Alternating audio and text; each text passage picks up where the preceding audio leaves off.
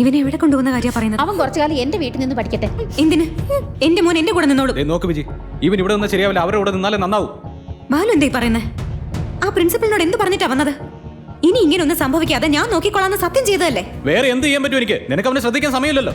ഇപ്പൊ ഞാൻ എന്ത് ശ്രദ്ധിക്കുന്നില്ലെന്നാ? നിങ്ങളാണ് അവനെ ശ്രദ്ധിക്കാഞ്ഞത്. ഞാൻ പോയതിനു ശേഷം അവൻ എന്താണ് ചെയ്യുന്നതെന്നൊന്നും ശ്രദ്ധിച്ചത് പോലുമില്ല. ഓ, ഇപ്പൊ എല്ലാം എന്റെ കുറ്റമായല്ലേ? എല്ലാം ഈ നശിച്ച ജോലി കാരണോ? അന്ന് തൊട്ടേ പല പ്രാവശ്യം ഞങ്ങൾ പറഞ്ഞതാ വീട്ടിൽ പ്രശ്നം ഉണ്ടാവുമെന്ന്. എന്റെ വീട്ടിൽ യാതൊരു പ്രശ്നവും ഇല്ല. അപ്പൊ ഇവിടെ നടന്നതൊന്നും പ്രശ്നങ്ങളല്ലേ? അല്ലെന്ന്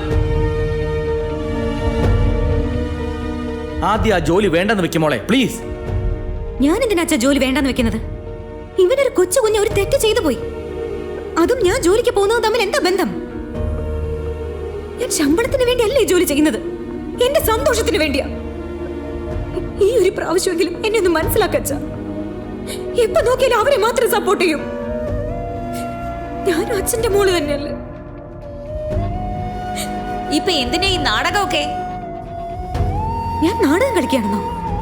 വീട്ടിലിരുന്നപ്പോ പഠിപ്പില്ലാത്തതുകൊണ്ട് ചുമ്മാതിരിക്കുകയാണെന്ന് കളിയാക്കി ഒരു ജോലിക്ക് പോയപ്പോ അത് റിസൈൻ ചെയ്ത് വീട്ടിൽ വന്നിരിക്കാൻ പറയുന്നു.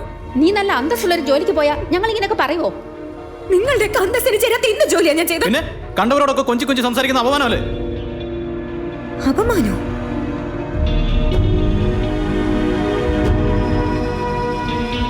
നിങ്ങളോട് എല്ലാവരോടുമായിട്ട് പറയാ, എനിക്ക് എന്റെ ജോലി വലുതാണ്, എന്റെ മകനും വലുതാണ്. ആർക്കു വേണ്ടിയും അത് രണ്ടും ഞാൻ ഉപേക്ഷിക്കില്ല.